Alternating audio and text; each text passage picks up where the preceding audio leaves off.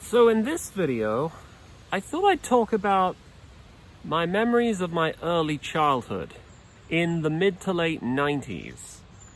So I was born in October of 1994, and I would have been 5 years old at the time of the millennium.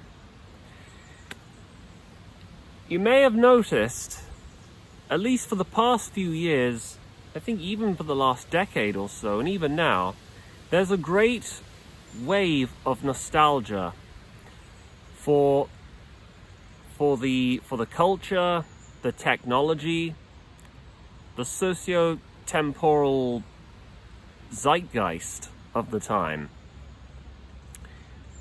And I thought I'd give my thoughts on that.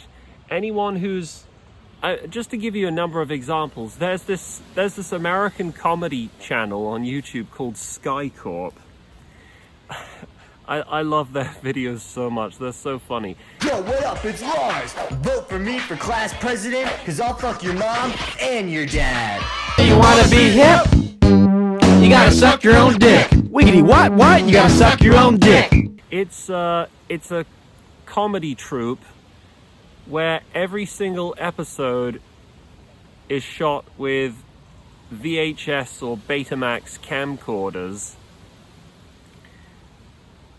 and each episode ranges from absurd to obscenely vulgar. There's lots of off-color humor in it, things like jokes about incest and drugs, school shootings and stuff.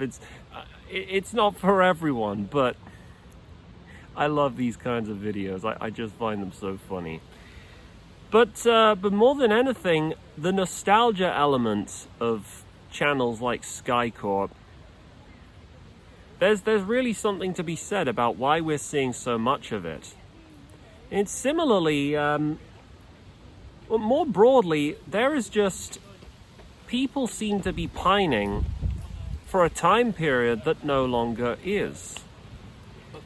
If you'll remember, in the 2010s, there was a music trend, and I think even now these trends are still fresh. Things like vaporwave or synthwave. I appreciate that people feel nostalgic for the 1980s and the 90s, and yes, I am aware that there are differences between the 80s and the 90s.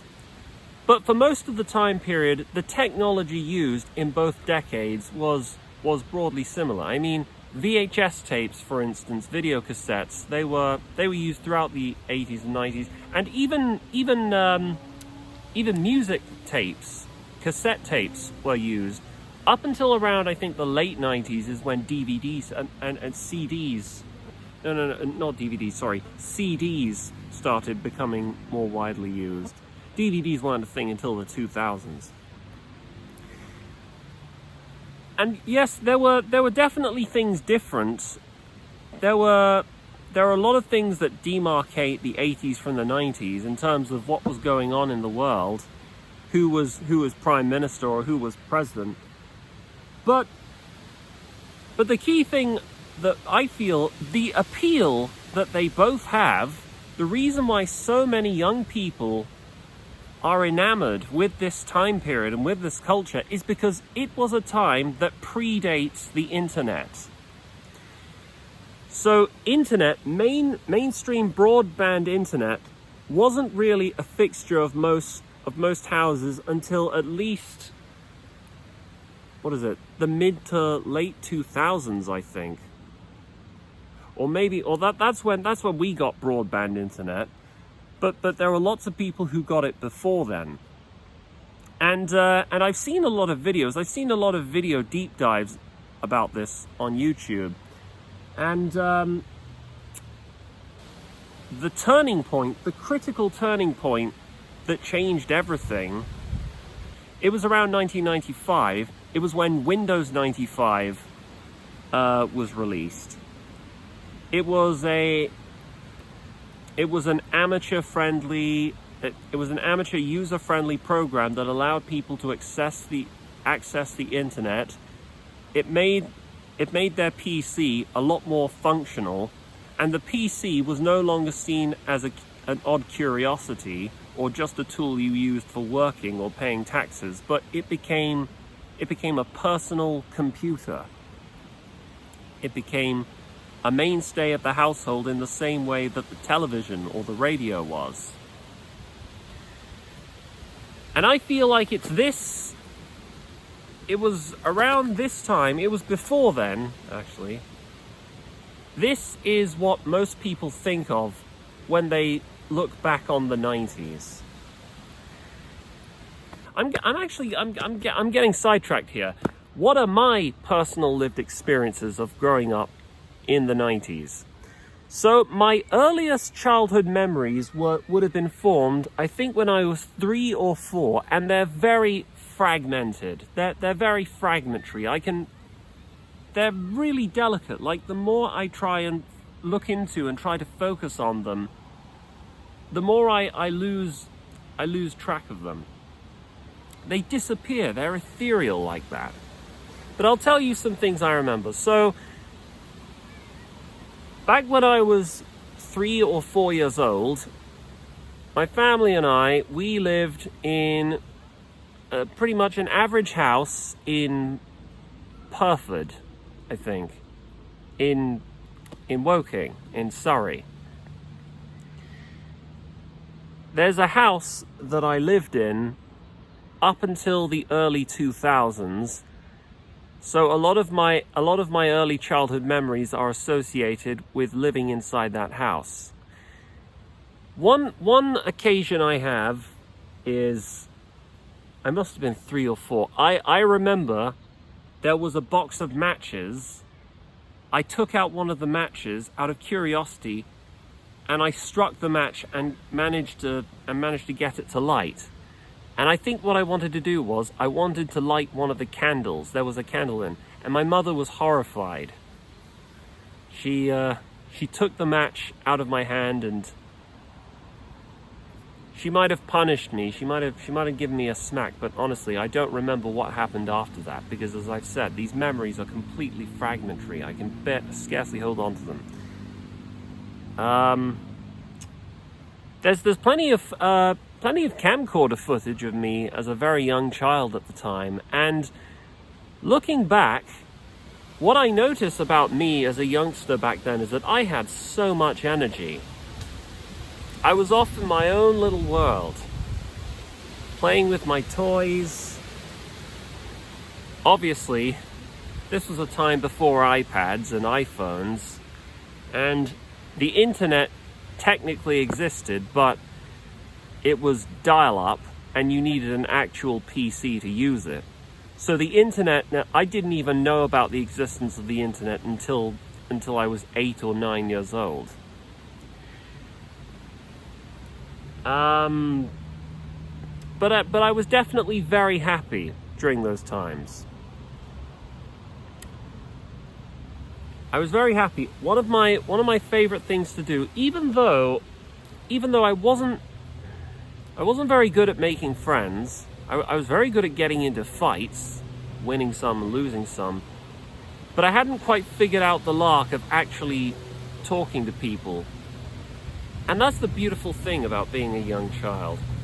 The obligations of being in a society, talking with people, and reciprocity, things like that.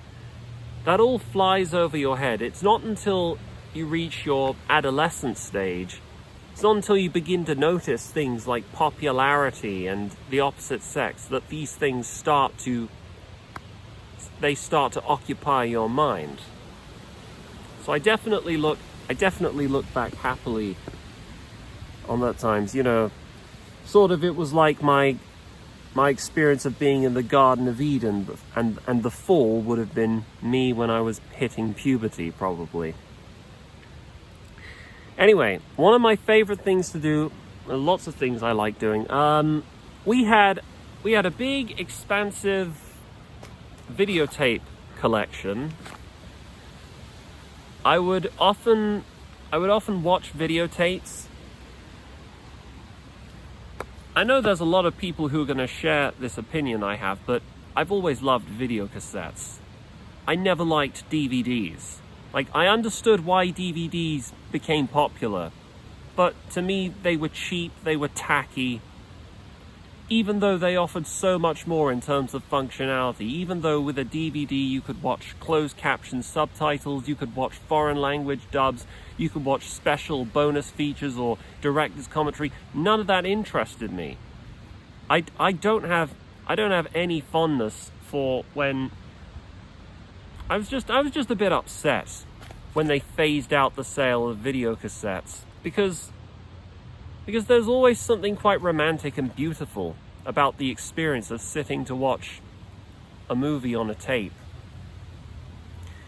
I mean, the things that I particularly enjoy about the video cassette is that whenever you put the video cassette in, often this was a thing, you would have to stop and rewind the tape back to the beginning, and the tape machine, the tape recorder, the VHS player would make that little noise.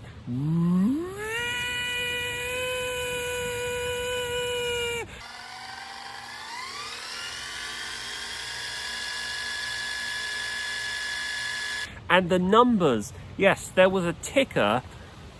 There was a I think mine was a blue LED screen ticker, and you would watch the number, the timestamp at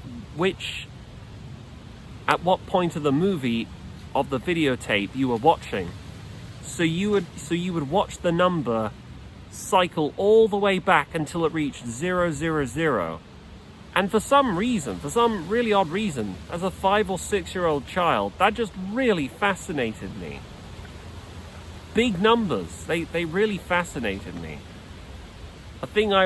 Another thing I remember I would do is I would take a look. I'd scan the back of each video cassette tape cover. I'd look at the running time, and I'd compare the running time for each one, and I'd search the whole house for the videotape that had the longest running time. And in the end, the winner was a BBC adaptation of Pride and Prejudice by Jane Austen. You know, you've probably heard of it. The one with Colin Firth as Mr. Darcy, and I can't remember who else. Yeah, that one was, God, what was that? 650 something minutes. But obviously, that was a. Oh, hello. Another dog. But obviously, that was a that was a series, that was a video series, and they tallied up the running time for each and every episode for that one. So that was cheating. I can't remember the running time of some of the other video cassette tapes we had. But anyway, going back to my experience of watching videotapes. Once you'd finished rewinding your video cassette tape back to the beginning at the 0 hours, 0 minutes, 0 second marker, for the first 10 or 15 or so minutes of the movie would be these contemporaneous film trailers or advertisements. These trailers for movies that were popular at the time. And there's something really beautiful about that. It's like you're looking into an artifact of time that has passed. I just find that so fascinating and beautiful. And most of the time, I never even saw the movies. But the trailers interested me all the same. And I don't think I ever will actually work up the motivation to go on IMDb and look for what the movies were. But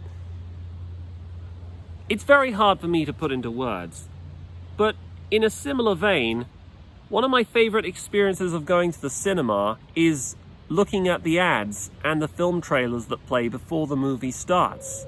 I can't articulate why it is, but alright, okay, I think I know why. It's that you are subjecting yourself to novel experiences that are outside your anticipation. I think that's the key element. And similarly, with watching video cassette tapes and the film trailers and the ads and all that,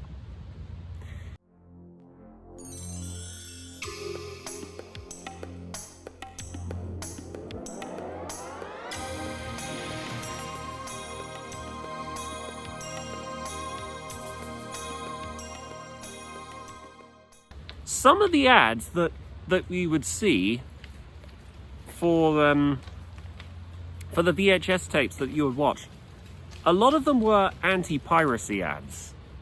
Yeah, everyone harps on and on about video game anti-piracy ads, and there was this whole wave and slew of fake anti-piracy videos I remember years ago.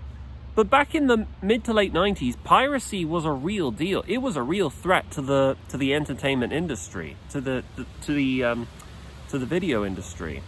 They were really trying to clamp down on it. So there were lots of ads being released, and some of them were bloody terrifying. Now, there was one in particular. There was this organization called FACT, the Federation Against Copyright Theft. And they had this one infamous anti-piracy ad that featured a literal pirate, a bald guy with fire in his eyes, and he had this poker brand, which I think he would use to pirate movies. And each time he touched a video cassette, it would explode into a ball of flame. And there was this eerie synth music playing. It was terrifying. The pirates are out to get you.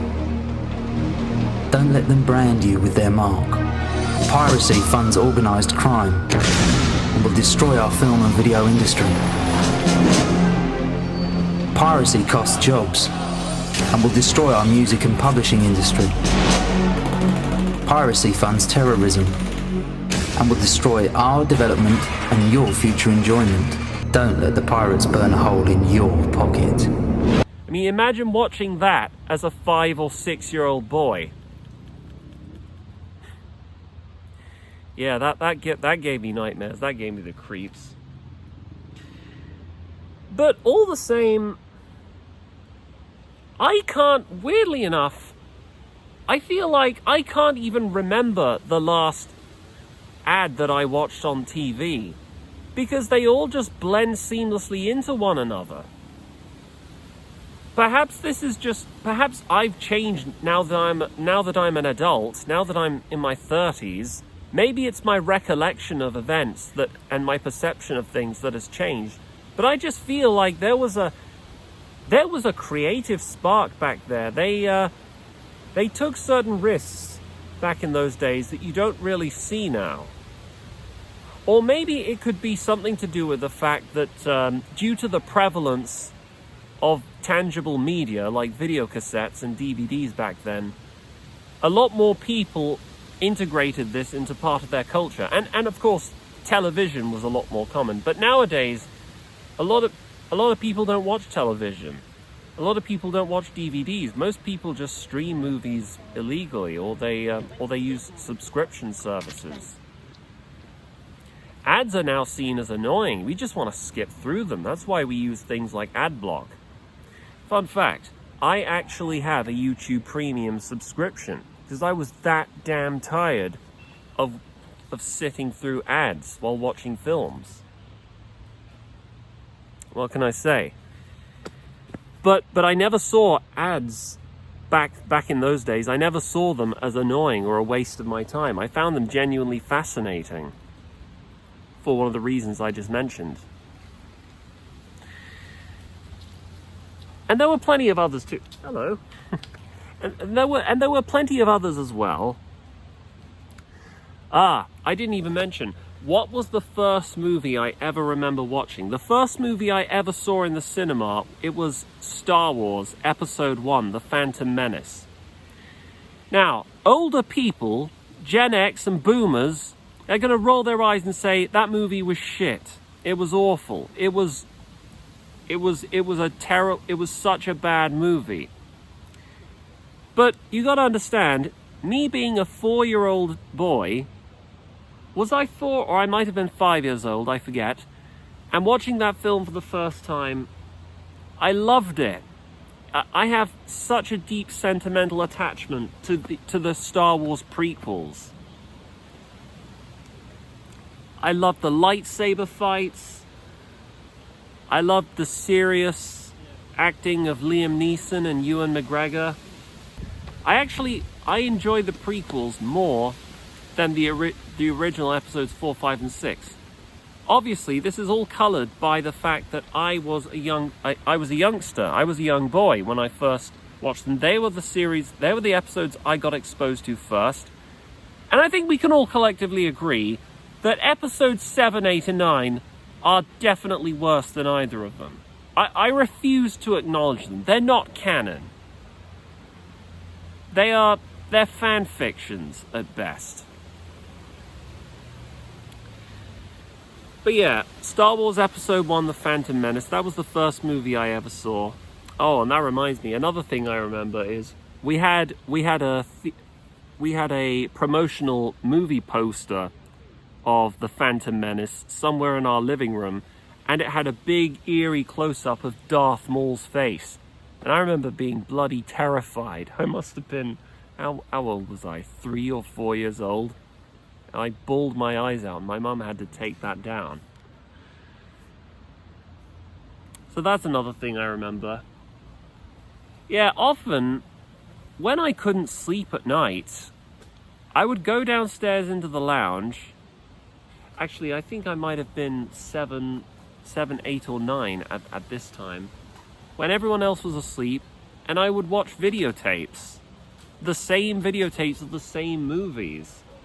Because that's the thing, when you're a child, you're a lot more open. You're a lot more open to new experiences, and is that the right word actually? Is that the expression? Well, you can derive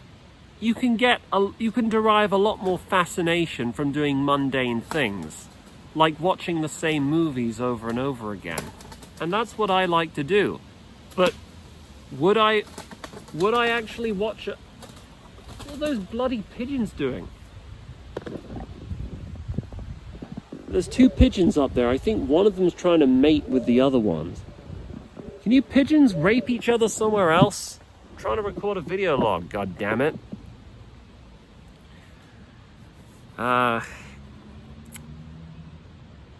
Right, yeah, no. So I would watch a lot of the same old movies on my VHS collection. It's weird. Obviously, now we've got YouTube. Now you've got the internet. You don't have to go through the trouble of taking the video cassette out of its case, putting it in, pressing stop, and fast forward rewind. No, not fast forward rewind. Fast rewinding all the way back to the beginning. Listening to that whirring noise and watching those old trailers and watching those movies again. But that was a really special time for me. It's a really special experience. Many times I've tried to revisit that early childhood experience. I actually went through the effort of purchasing a second-hand VHS player, and I got a handful of tapes. And I hid it from my mum, because when my mum found out, she said, "Oh goodness, what are you doing? You don't need that. Get rid of it." And how am I meant to explain to her that I'm not keeping this for any practical value? I'm keeping it because it reminds me of my early childhood experiences. I've tried to sit and watch it, and it just doesn't feel the same when you're an adult. And that's what I would, as a general rule, there's an inherent tragedy with nostalgia. It's that no matter how hard you try to revisit the original experience, it will never be the same. It will always be an imitation. The memory will stay with you, but you'll never be able to replicate it.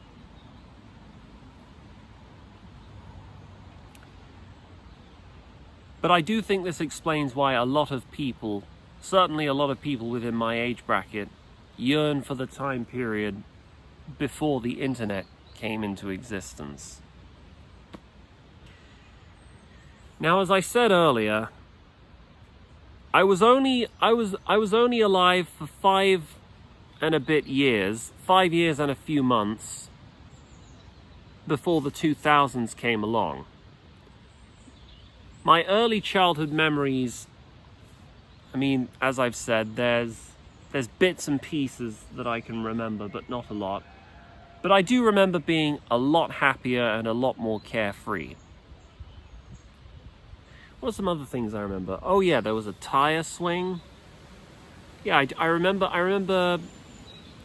the tire swing. There was a trampoline as well. Oh no, the trampoline was later actually. Oh wait, no, hold on. We did actually have a trampoline, but that one broke. Yeah. So I remember playing with a tire swing and a trampoline, playing games like hide and seek. Yeah, it's strange, you know. I'm describing what most young children used to do and what most young children considered fun up until the internet came and just consumed and swallowed our daily lives, and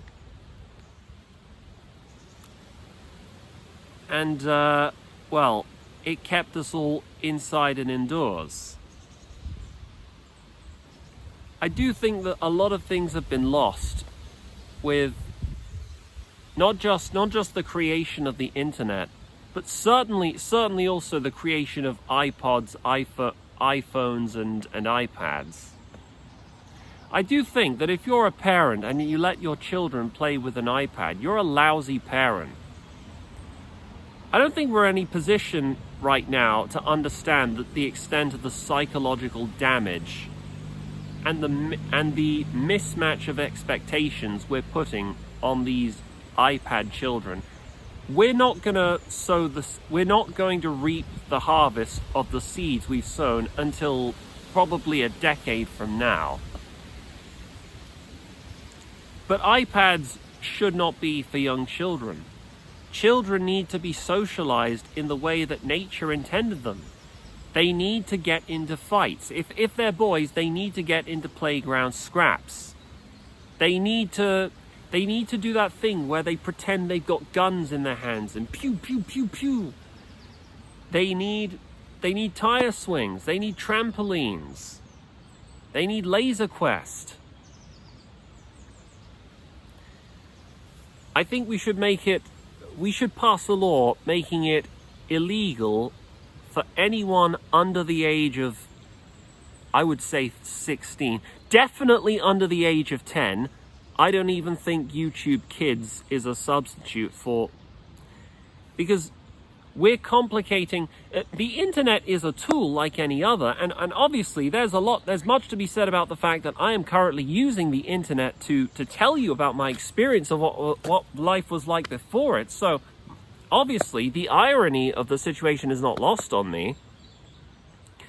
But we need to consider the impact that the internet has had on people from a holistic perspective.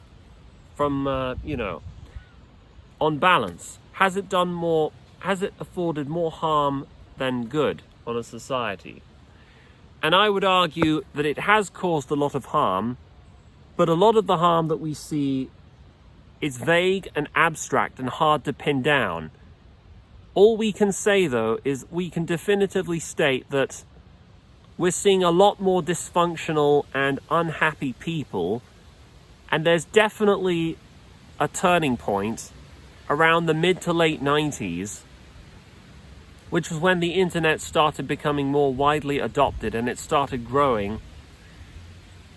There's definitely more people like that than there were before the internet.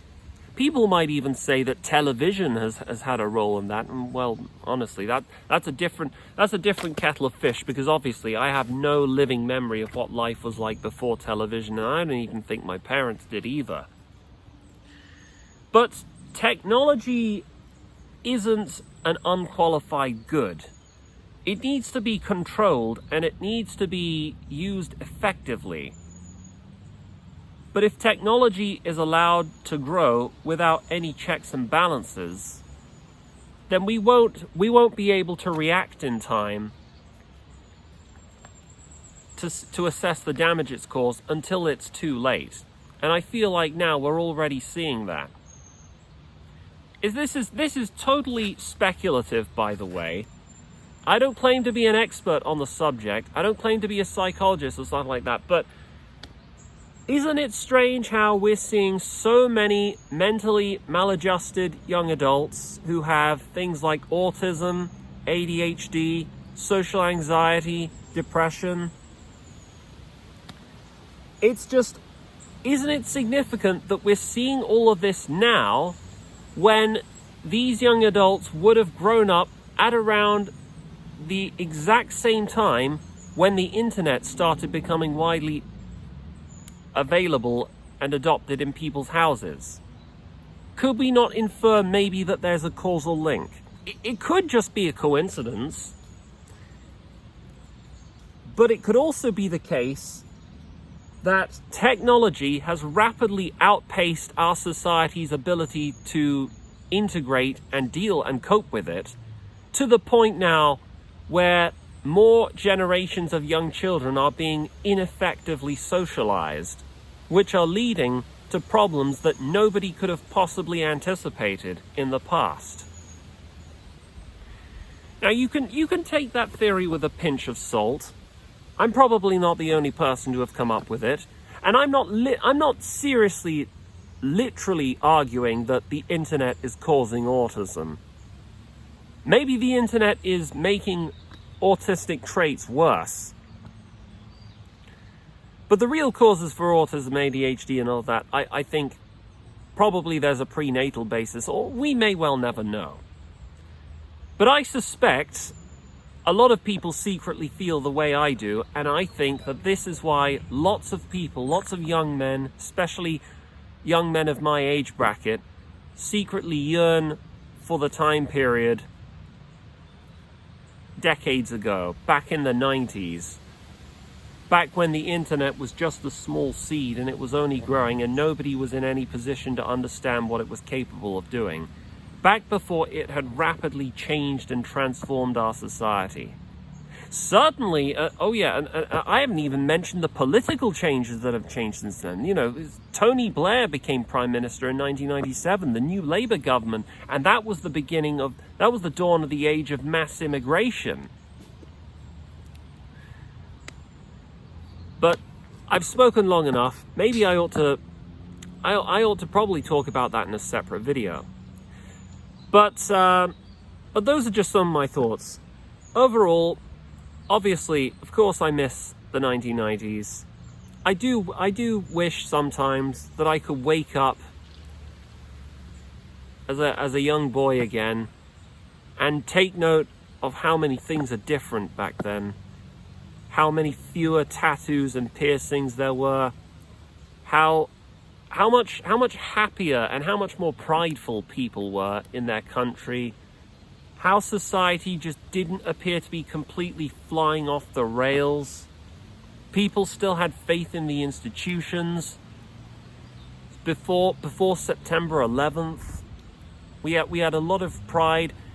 This was, there's more I want to say, but it was a time where people believed in the end of history. And anyway, I'll get into that in a separate video. But anyway, those are my thoughts, my recollections as a young boy growing up in the 90s. What do you guys think? Were any of you lucky enough to remember what the 90s were like? If so, do share your thoughts with me. Or let me know if you think I'm exaggerating or if you think my opinions are unfounded. I'd be interested to hear your thoughts. Anyway, catch you later, guys. This has been Tracking. Take care, everyone.